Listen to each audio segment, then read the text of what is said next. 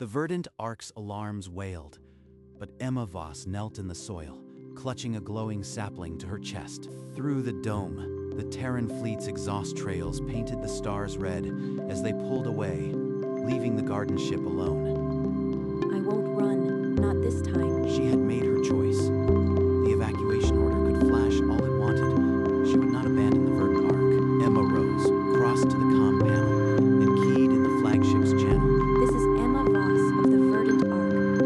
I am not evacuating. I am staying with my ship. On the bridge of the TFS Endurance, Commander Marcus Cole read the priority directive. Full withdrawal, no exceptions.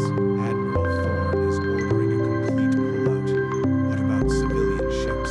Sir, a transmission. A civilian vessel. She's refusing to evacuate. A lone civilian in a garden, and we're ordered to leave her to die. Naomi, get a rescue shuttle out to that garden ship immediately. I won't leave a civilian behind without at least trying. The shuttle cut through the void toward the verdant ark, a lone light against the retreating fleet. The pilot's voice crackled through the ark's speakers, a lifeline she refused to grab. Negative. Rescue 1. I'm not leaving. Tell your commander I made my choice. The pilot's report hit the bridge like a cold wave. Emma Voss had just sealed her fate. Admiral Thorne, this is Cole. We have a civilian refusing evacuation. I need authorization to delay the retreat for a rescue op. Commander, the order is final. We pull out now. If you delay, you will be relieved of command and court-martialed. Naomi, launch a second shuttle. No logs, no record. Just get her out before the enemy hits. I'm crossing a line, but if we don't try, what are we even fighting for? The second shuttle slipped away from the Endurance as red blips multiplied on the tactical display. Time was running out. The second shuttle locked onto the ark's docking ring, but Emma didn't even move toward the hatch. She hit the comm again. This ship carries the last viable seeds from Earth's great forests. The Amazon, the taiga, the redwood groves. If I leave, they die, and something irreplaceable is lost.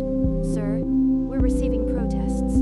A pilot on the Greystone just called the pullout cowardly over open comm. Let him talk. Maybe it'll shake Thorne out of his stupidity. But Thorne's channel remained silent. Instead, Naomi's console flashed a new threat. Enemy scouts at the edge of the sector, signals spiking. Unknown contacts, bearing 231 Mark IV. They're moving fast. Just what we needed. Now, even a rescue is suicide. He stared at the tactical map, the green dot of the ark pulsing alone behind the fleet. Then another transmission from the verdant ark broke the silence. Commander, I understand the cost, but these seeds aren't just plants. They're a genetic library, a backup for Earth's entire biosphere. Please don't let it end in fire. Her plea hung in the air as the first enemy scout signals went active. The fleet hesitated, engines humming, but not yet jumping away. In the deep archives of the Endurance, Commander Naomi Ortiz unearthed a redacted file marked Krill bioweapons aspirations. Sir, these intercepts go back 20 years. The Krill have been scavenging for pre-existing biological arsenals across the galaxy. And her genetic library fits the profile. You think the seeds could be engineered into something deadly? It's a baseline. Any bioweapon needs a starting point. If the Krill get those seeds, they could build anything. A cold logic settled. Protecting the Ark was no longer just about saving a woman. It was about denying the enemy a bioweapon. Get Voss on the line. Now, I need to hear her say she didn't know about this. Commander, if this is another appeal for me to abandon my ship, I already gave my answer. Your garden might be a Krill target for weaponization. If you stay, you are handing them a starter kit for mass genocide. Number, you are wrong. These plants aren't weapons. They're a living record. You won't believe me until you see it. Her conviction was absolute. Yet on the bridge, doubt hardened into a single truth. The Ark could not be ignored. Admiral Thorne's hologram flared on the bridge, his voice slicing through the tension. Commander Cole, your bioweapon theory is unverified. The fleet will jump immediately. Any ship not in formation will be marked rogue. Unverified.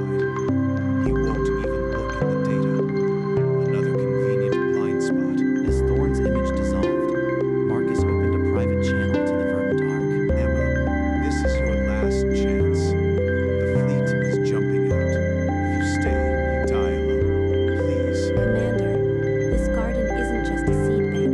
It's a library of living memory. You don't understand, but soon you will. Then explain it. Give me a reason to defy a direct order. You'll see it when the krill come, not as weapons, but as a memory. I have to go. They're at my doors. The channel cut. On the tactical display, the fleet's icons lurched forward, engines blazing toward the jump point. Her words hang there. Impossible. The Endurance isn't jumping yet. Before the fleet could jump, a swarm of krill fighters dropped from the void, not toward the warships, but straight at the verdant arc inside the dome. Emma ran to the heart of the garden, where the ancient tree pulsed with a light she had never seen. I hear you. Show me what you need to show me. A flood of images, worlds turning green under a gentle sun. Then, krill claws ripping a consciousness from a dying planet, a ship fleeing, the ark hiding. They wanted to own you, use you to shape worlds for themselves. On the Endurance, Marcus watched the attack pattern and his blood ran cold. They're ignoring us. The fleet was never the target. The evacuation order was a trap to leave her unprotected. Sir, the krill are hailing the ark. They're demanding surrender. The truth snapped into place. Admiral Thorne had handed them the ark on a silver platter. The ancient tree's light intensified, pushing back against the krill attackers. But alone, it would not survive. Thorne wanted this massacre, but I will not be part of his treason. Helm, hard about. Set course for the verdant arc. All hands, battle stations, all ships. This is Cole. The evacuation was a trap. High command sold us out to the krill. The ark carries a living consciousness. I am turning back to protect it. Any ship that believes in safeguarding life, form on me. Some captains keyed acknowledgement, but many followed Thorne's order, their engines flaring toward the jump point. Sir, we have Greystone, Providence, Harbinger. 3 with us. 7 more are still deciding. The rest are jumping. Commander Cole, you are relieved of command. Stand down or be fired upon. You are now a traitor. You betrayed us all, Admiral. Endurance out. The battle group turned, engines blazing a defiant arc back toward the verdant arc. Krill reinforcements were closing fast. Ahead, the ark's dome flickered under relentless fire. But Emma Voss still stood within, and the ancient tree still shone. A new sound cut through the chaos. The hiss of hull breach, the thud of armored boots inside the ark. They've broken through. I have to act now. No more time. She pressed her soiled palms against the ancient tree, its bark pulsing with an urgent light. Show me how to fight back. Whatever it takes. The tree's voice resonated in her mind, sorrowful and old. It warned that deepening finish naturally. We belong. It warned and wit warned that deepening the bond could sever her from the living. I understand the cost. This is bigger than my life. Do it. On the Endurance, Commander Cole saw the boarding alerts flare. The ark was being invaded, and he was still minutes away. Helm, push the engines past red line. I don't care if they melt. Get us there now. The Endurance shuddered as the engines surged beyond limits, the battle group tearing through space like a spear. Inside the ark, roots erupted, encasing Emma's arms. Krill soldiers burst into the dome, but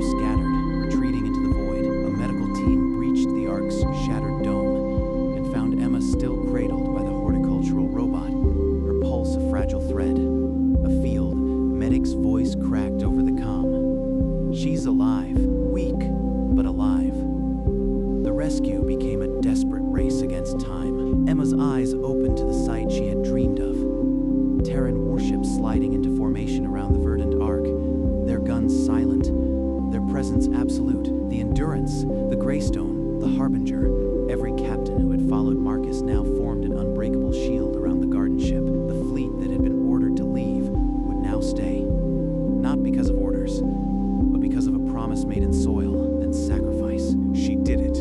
She held the line. Now it's our turn to keep it.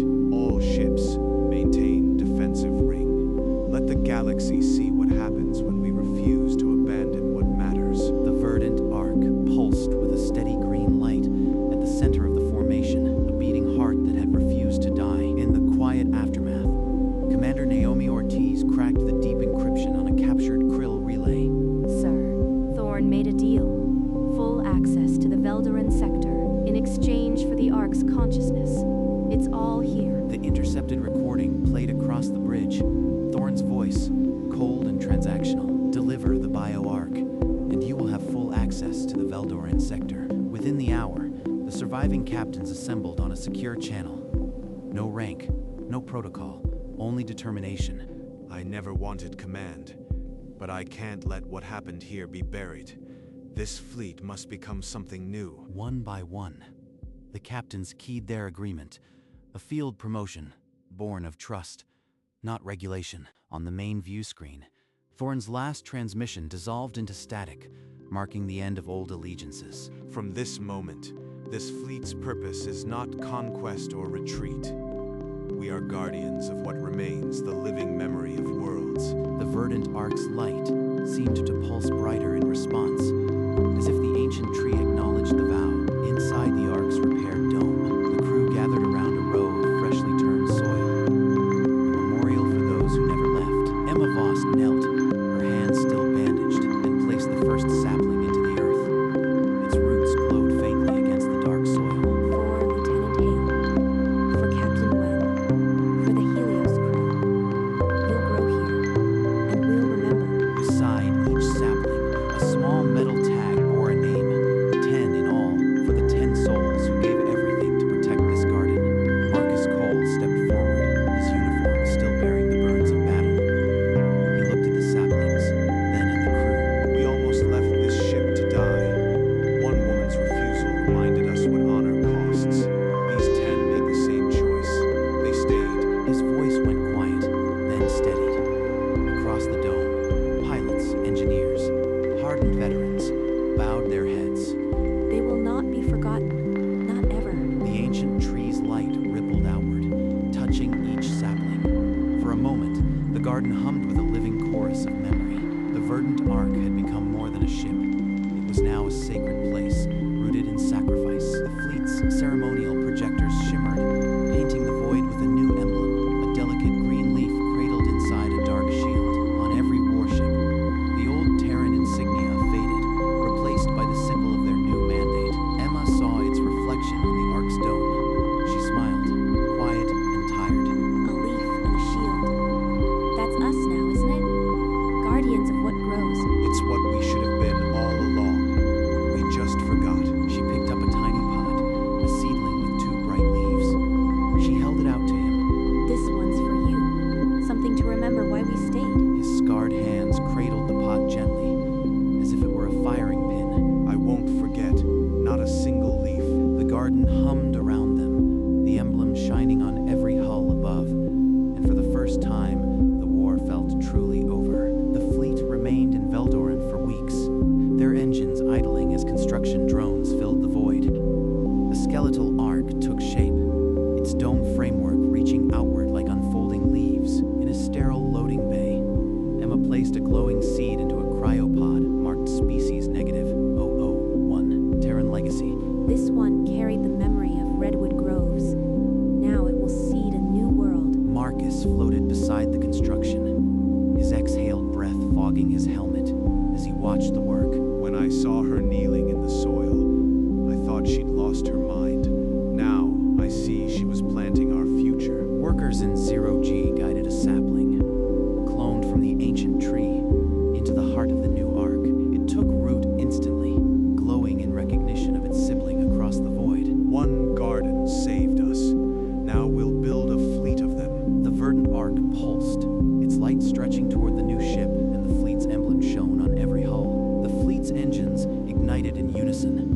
1,000 brilliant flares pushing against the void as they turned away from Veldoran. At the center, the verdant arc led the way, its dome a brilliant green star against the dark tapestry of the nebula. Behind it, the new arc followed, its young tree pulsing in harmony with every gentle thrum of the engines. On the hull of the new ship, a plaque caught the light, its letters freshly carved. Verdant Arc 2.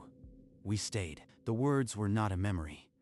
They were a promise, forged in soil and sacrifice. The formation entered the starlit nebula, disappearing into the unknown with a quiet determination. But the galaxy would remember the cost of that promise, and the woman who refused to leave. One woman's refusal had turned a retreat into a rebirth, a war into a warden's vow. And the fleet, now guardians of life, would never leave the garden behind again. 5 years later, in a new arc drifting through uncharted space, a young girl knelt in the soil. Her mother had served on the Endurance. Tonight, the ship's archive played a recording from the beginning. The hologram flickered. Emma Voss stood in the ruined dome, her voice unbroken. This is Emma Voss of the Verdant Arc. I am not evacuating. The girl watched, her small hands pressed to the holographic light, as if she could hold the words. Was she scared, Mama? She whispered once. Her mother, unseen, answered softly. She was, but she stayed anyway. Through the dome above, the fleet drifted, every hull bearing the leaf and shield emblem. The girl reached out and touched a glowing flower beside her. It pulsed in response. She would grow up knowing the story. That one woman's refusal could turn a war into a garden, and somewhere out there, the verdant arc still bloomed, its light a promise that would never fade. The girl picked up a glowing seed from the pod beside her, its light pulsing like a tiny star. She turned it over in her palm, remembering the hologram, the woman who wouldn't leave. Then she knelt and pushed it into the dark soil. Her fingers pressing gently, she covered it with earth, patting it down with a tenderness taught by that old recording. The seed pulsed once, a soft green heartbeat, and the soil around it warmed. Through the dome above, the fleet stretched to the edge of sight. 10 arcs, 20, more, each carried a clone of the ancient tree, each glowing with the leaf and shield emblem. They were no longer a war fleet. They were a living constellation of gardens. The girl stood and looked up, her hands still dark with soil, a tiny smile forming, and somewhere in the heart of that network, the original verdant arc pulsed in reply. Its light a quiet thank you. Time became a river, and the fleet a constellation of green light spreading across the galaxy. At the center, the original verdant arc remained, its ancient tree now a lighthouse for 1,000 worlds. Each new arc carried a clone of the ancient tree, its roots stretching through cryopods of Earth's legacy.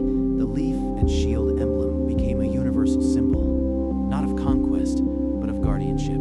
Verdant Arc 2, we stayed. That promise, spoken in desperation, became the foundation of a new interstellar order. The fleet grew beyond counting, each ship a garden, each garden a memory of the woman who refused to kneel. And still, the original verdant arc bloomed at the center, its light a quiet thank you that never faded. Emma Voss had become legend, her act a seed that outgrew war. The fleet moved on, guardians of life, and the garden never died. A decade later, Emma Voss walked barefoot through the original verdant arc, her garden now a towering forest. Canopies, woven from 100 worlds, filtered the starlight, and every leaf hummed with the memory of her first, defiant broadcast. She stopped before the ancient tree, its trunk now so vast that 10 people couldn't link arms around it. She placed her palm, now lined with age, against the bark. The tree recognized her, not as creator, but as partner. A warm pulse traveled up her arm. Every sapling they had planted across the fleet bloomed in unison, a silent chorus of gratitude. I remember the day they ordered us to leave. I thought staying would mean dying for you. A faint, warm voice echoed not in her ears, but in her chest, and instead, you gave me life. We are one. The verdant arc glowed from within, a green star that had once refused to fade. Marcus Cole's shuttle touched down in a small clearing of the verdant arc, its hull now adorned with flowering vines. His uniform was long retired, replaced by a simple jacket. Emma waited on the path, a knowing smile breaking through her wrinkles. You are late,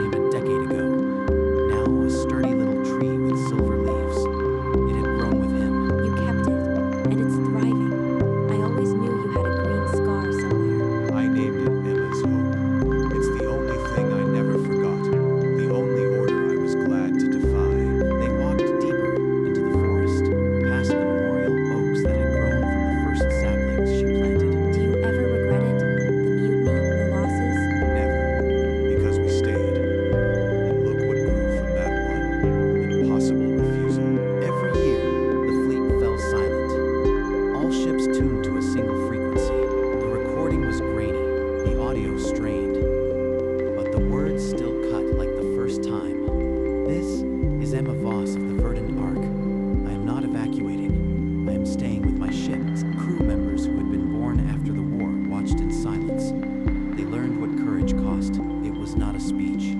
It was a woman kneeling in soil, refusing to run. The fleet that retreated became the fleet that stayed, and every hull bore a leaf within a shield. The broadcast ended. The verdant arc pulsed once, a quiet thank you. Emma Voss had asked only that her garden not be abandoned. Instead, she gave the galaxy a reason to stay. One refusal had turned a war into a promise, a retreat into a rebirth. We stayed, and we will always stay. Decades turned to centuries. The original verdant arc, scarred and cherished, became a museum of living memory. Beneath the glass dome, children ran their hands over the ancient bark, learning their history not from pages, but from the living roots. Outside, the fleet stood eternal guard, a silent ring of warships that had once been instruments of war, now bastions of life.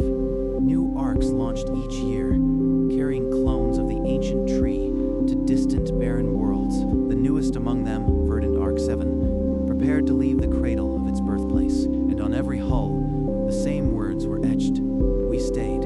Engines flared like a newborn sun, and the garden ship slipped into the void. A new star of green. On its hull, the leaf and shield emblem blazed, a promise renewed across the galaxy. The original verdant arc, resting at the center, pulsed in reply, its light a quiet thank you across the ages. The words endured. We stayed.